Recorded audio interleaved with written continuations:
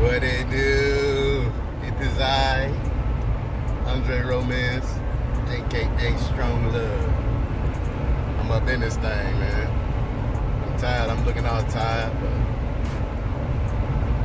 man. I got some good sleep though. I hope y'all getting some good sleep. You know, you're supposed to be getting 9 hours of sleep. They be lying to us, telling us six hours is good enough. It's supposed to be 9 hours. 9 hours is the time it takes your body to get fully recharged, your mind to start connecting with the frequencies that you need to connect to for your body to heal properly and all that other stuff, man.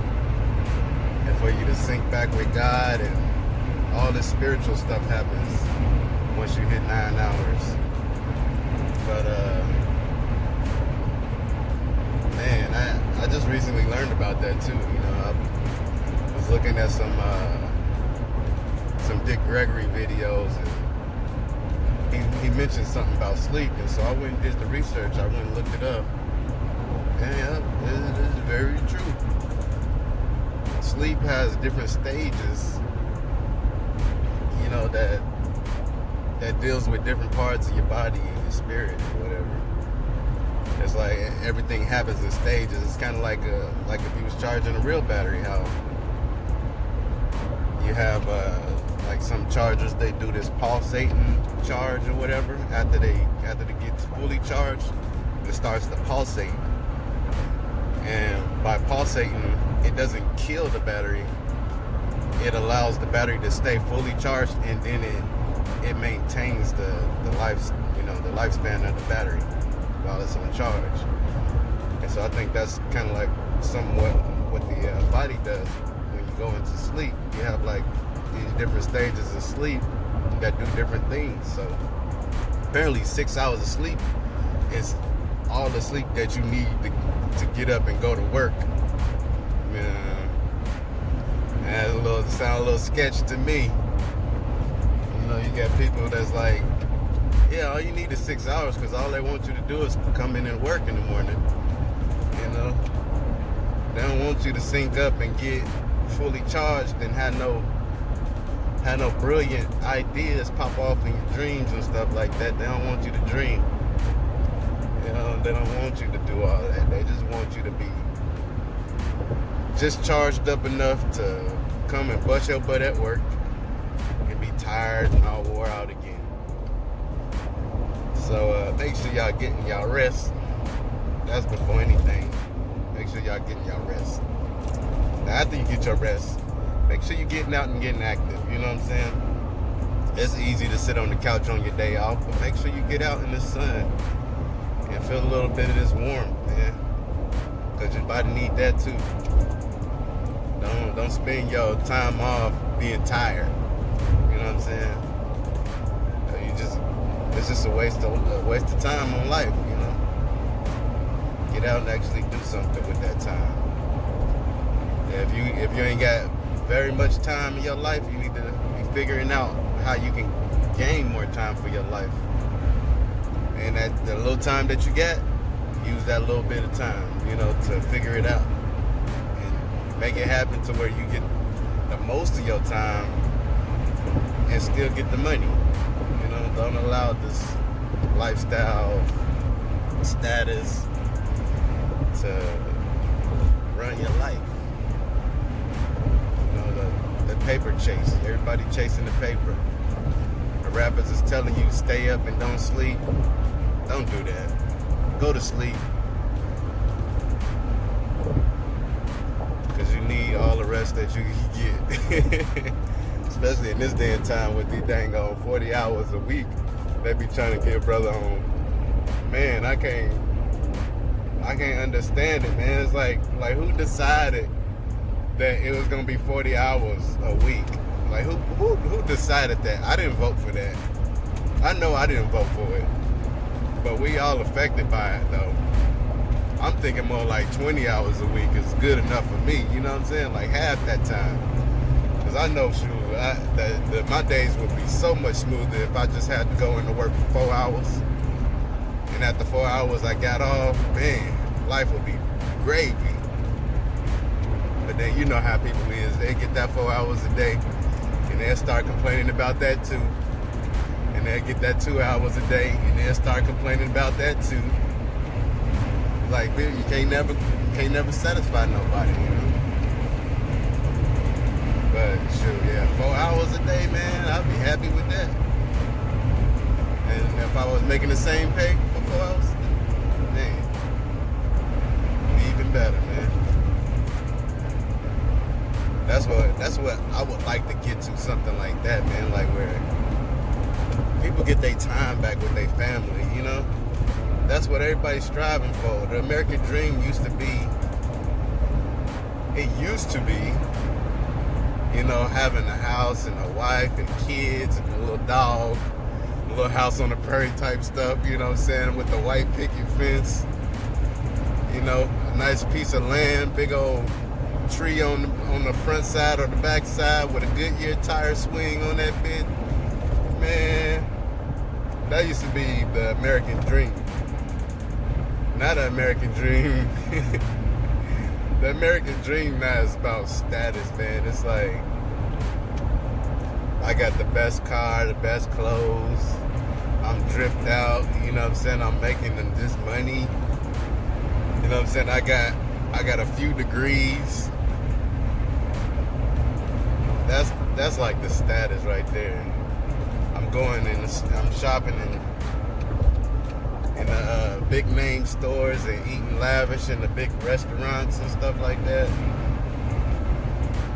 And all of that stuff is cool, but it ain't nowhere near what the American dream used to be. And that was even before we even knew that we couldn't reach the American dream, man. Like, the dollar doesn't have enough value no more that anybody would reach that American dream goal successfully, you know what I'm saying? And not just successfully, but have it with all your time, you know what I'm saying? Like both parents gotta work these days, you know? And that ain't part of the American dream. So if both of y'all gotta work and you live in a place like Hawaii where your monthly payment for daycare is like $800, you paying for the kids to be watched by somebody else that ain't gonna teach them nothing. And then on top of that, they just gonna be picking up bad habits from other people's kids that ain't being trained right. You know what I'm saying? So it all snowballs down, man. They got it all tied up to where you can't do nothing, man. If one person go to work, you ain't making enough for rent. Two people go to work, you got to pay for daycare. So that person's check, majority of it is going towards daycare, and then the little bit of money that you got left over, all that's going into the rest of the rent. You know what I'm saying? That we need to help with in the first place. So it's like, man, that American dream, man. I don't know if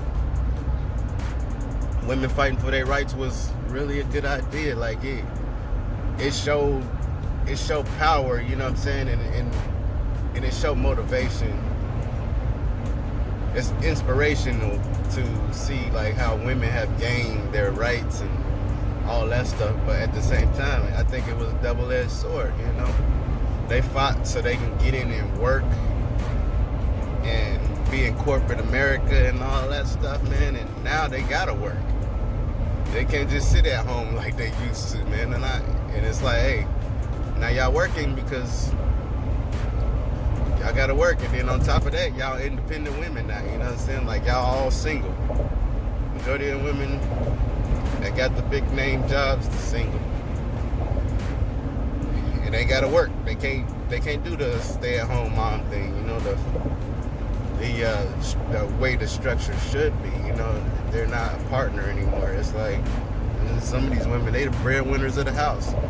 The men is sitting back, you know what I'm saying? The men is starting to sit back on the couch and do nothing and chill out with the kids all day while mama go and make the big dollars.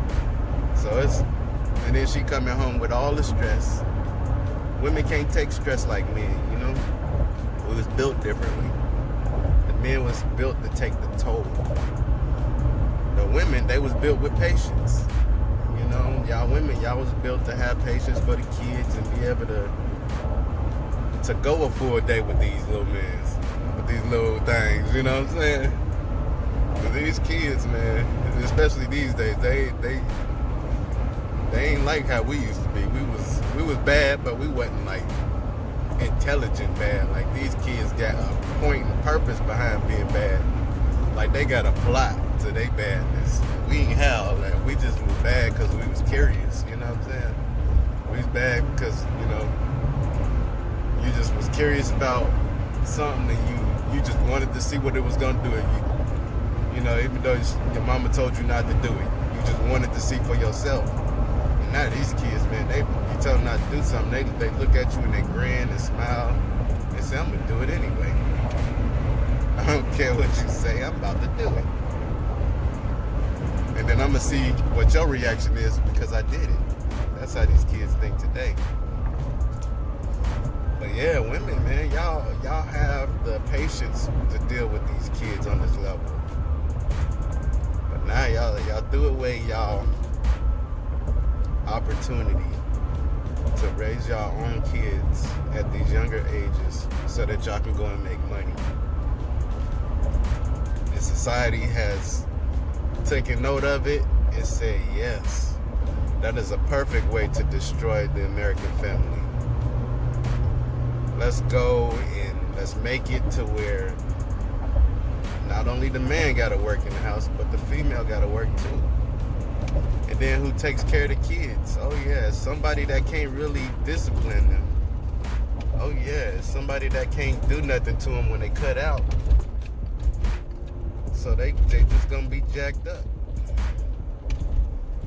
It's a lot of younger parents that's not teaching they kids. They send them out too because they gotta go to work too. And plus they would rather somebody else raise their kids anyway. So the kids is just getting raised by somebody that's chasing the money. Ain't really much to that, you know. You got the money chasers, and they out getting their money to watch your kids, but they ain't teaching them. So your kids come back to the house, and they come back to the house with a totally different attitude than what you sent them with, you know. They come back acting crazy. They come back with a new curse word for you. They come back slapping each other and fighting and stuff, and you be like, where you get that from? You know, you'd be surprised at how quickly kids learn from other kids the bad stuff. I always wonder, you know, if my mom thought about, you know, where we was picking the stuff that we was picking up from, you know. And it was all based around us going and hanging out with kids we wouldn't normally be around. Because my mom and them, they was Christians, you know. They was like deep Bible thump Christians, you know what I'm saying? They was deep down in the book, you know. So we would get these bad habits. We come home thinking that we're gonna get away with it. My mama used to whoop our butts, boy. She put that belt on us quick in a hurry, line us back up. But nowadays they got it where you can't whoop them like that. And then at the same time, whipping was something that was a slavery thing. You know what I'm saying? Like, you was whipping people because you wanted them to follow what you was telling them to do. And somehow that got thrown into the line of discipline. Now, there's two different type of ways to do some discipline. You can get a verbal way, or you can get in the physical way, you know? And you can gain authority just through your voice. You can gain authority over a kid If you ain't got authority over your kids verbally, then you need some practice. You know what I'm saying? You need to work on that to the fullest. Your kids, they supposed to respect you. They automatically are born with that. When you tell a kid not to do something when they're small, you teach them. You know, you teach them how to be. And you get on them like real good. You ain't gotta whip them or nothing like that. You just get on them verbally. You know what I'm saying? You vocally speak it, and then you get up and you get them. You tell them don't do that. You teach them, and then you show them love on top of it. And that's the structure. Once they get older, man, they start listening. They're gonna test you still, but you give them that face. You give them that. You raise that volume of your voice. They'll understand. But you don't whip the crap out of them, though. Have them all afraid of you. I was afraid of my mama, man. My mama used to, and she probably used to enjoy whipping me, boy. I used to get whoopings every Sunday because I couldn't sit still. I was so bad in church, man. I used to have to go and ask my auntie. And she probably remember this. I used to have to go and ask my auntie if I was good in church because I didn't want my mama to get me. You know you bad when you got to ask if you was bad. Man, I used to have to ask. I used to be in that thing like, I used to be cutting up during church, then after church, I'd be so scared because I already knew we was about to go home to a whooping. We'd be climbing under the pews and everything, and man, cutting up. My mama be in the choir stand looking at us like, yeah, I'm gonna get y'all. Like, I'm gonna get y'all. Like, I see y'all bad. Sometimes we got it in the bathroom, man. It couldn't even wait till church got out sometimes. Man, times changed. Now you gotta be verbal and vocal. You gotta vocalize. Man, this traffic though. Sometimes I wonder about this traffic. Like, all these people is going to do the same thing. They all going to waste their life away behind somebody else's dollar. All this energy we putting out, man, it's crazy how much energy is in the human body. And how much of it we got to distribute just for a couple dollars. Couple bills to get paid. That's crazy to me. Super crazy. Super crazy. There's a lot of people out here, man, in Hawaii. Everybody got a car. Even some cars got cars, you know what I'm saying? That's a lot of cars on this island. And it ain't enough space for all of these cars to be maneuvering, man. It's like everybody going the same place. And everybody got cars. And this, god dang, man, come on, man. He sat through the whole light. Ain't that a mother? Shut your mouth. Dang. Well, it must be meant for me to sit still and talk to y'all like this. I don't know what the next couple minutes of my life is going to bring forth, but nah, it is going to be what it is. And according to my video yesterday, I am going to be happy about it. I'm going to keep on pushing the happy note, you know what I'm saying? I don't let this get to me. I ain't going to let it get to me. I'm going to keep doing what I'm doing.